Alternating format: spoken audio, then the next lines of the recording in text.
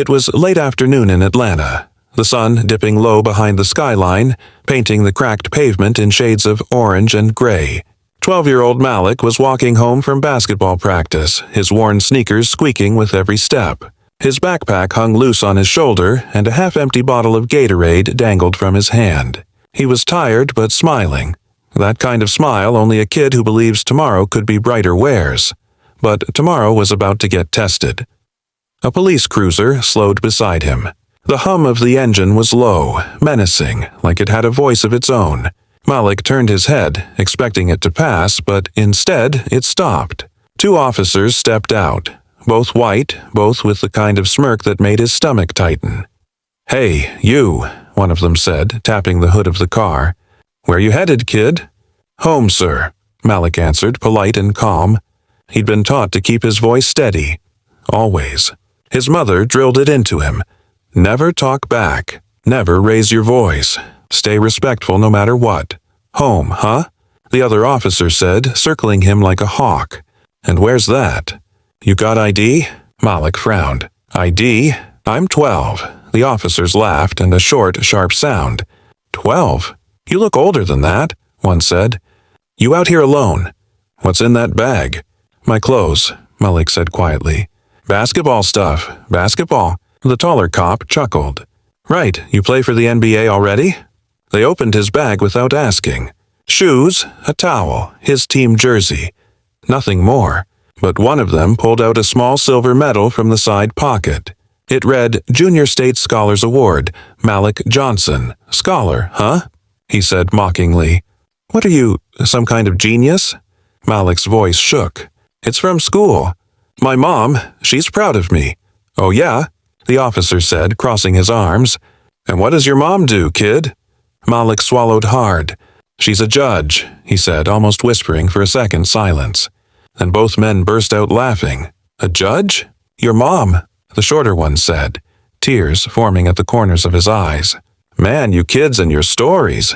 I'm serious," Malik said, his voice cracking. "Judge Johnson, my mom." But before he could finish, the taller cop cut him off. "Enough lies, boy. Hands on the car, now." Malik froze. Fear crawled up his chest like fire. He'd seen videos. He knew how this could go, but he did as told, palms pressed against the cold metal of the cruiser. Cars drove by. People stared, some slowed, no one stopped. His heart pounded against his ribs. He could feel the humiliation burning in his throat, mixing with the fear. The taller officer patted him down roughly. "No weapons, huh? Not even a toy gun?" "Surprising," the other officer sneered. "These kids think they're untouchable.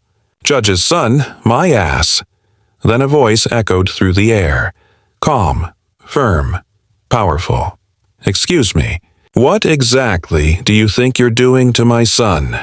The officers turned. Standing a few yards away was a woman in a navy suit, her heels clicking against the pavement like thunder.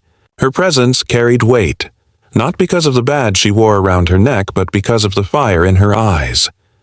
Malik turned his head and exhaled shakily.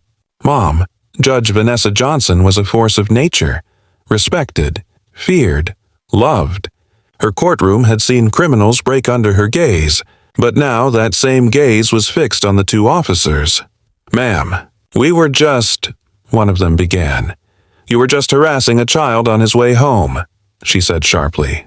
"My child. You put your hands on him, searched his belongings, humiliated him on the street. For what? Walking while black." The taller officer stammered, We had reports of suspicious activity in the area, ma'am, and—" "Suspicious activity?" She cut him off. "And a 12-year-old with a backpack fit that description?" Her voice rose, but it wasn't loud. It was controlled. That made it even more terrifying. "Do you even know who you're talking to?" She continued, stepping closer. "Judge Vanessa Johnson, U.S. Superior Court, and you've just unlawfully detained my minor son." The color drained from their faces. One officer tried to mumble something, but words failed him. The people watching started whispering. Phones came out, cameras rolling. Vanessa turned to her son, gently touching his cheek. "Are you okay, baby?" Malik nodded, tears welling up. "I didn't do anything, Mom. I told them—" "I know," she said softly, brushing his face. "You don't have to explain." Then she turned back to the officers. "Badge numbers. Now." They hesitated. "I said now." The trembling hands reached for their chest pockets. She took down the numbers, her voice steady, every word crisp. "You'll be hearing from Internal Affairs," she said coldly, "and I'll be calling the chief myself."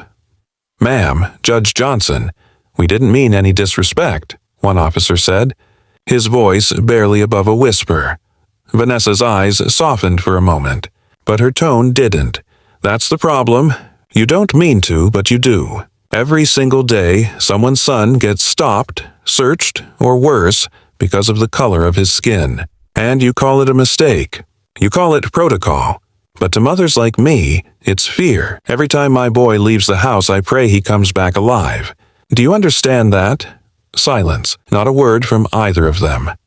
She looked down, tears glistening in her eyes. Not weakness, but pain that had been buried too long. "You see a suspect. I see my child." Malik grabbed her hand, squeezing it tight. The taller officer shifted uncomfortably, his gaze falling to the ground. "I'm sorry, ma'am," he said finally. We really didn't know." "That's exactly why we're here," Vanessa said. "Because too many of you don't know." She took Malik's backpack from the hood of the cruiser, slung it over her shoulder, and walked him to her car without another word. Cameras followed, but she didn't care. When they got inside, the silence was heavy. Malik's voice trembled. "Mom, I wasn't scared for me.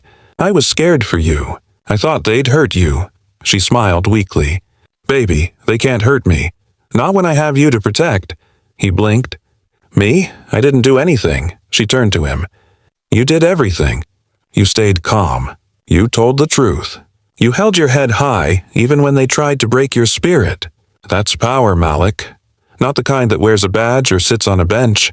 The kind that lives inside you." His small voice wavered. "But why do they hate me, Mom? They don't even know me." Vanessa took a deep breath. "Because hate doesn't need to know you, sweetheart. But love will always outshine it. That's why we fight back with grace, with strength, with education. You'll grow up and change this world, one truth at a time."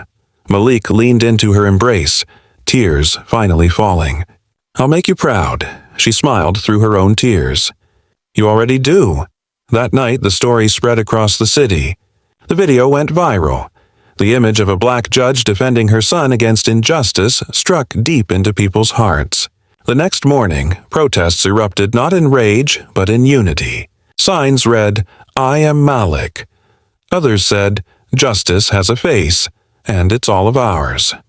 The two officers were suspended pending investigation. But more importantly, something shifted. At a police academy weeks later, new recruits were shown that video as part of their ethics training. One of them, a young white cadet, raised his hand and said, "That kid could have been my classmate."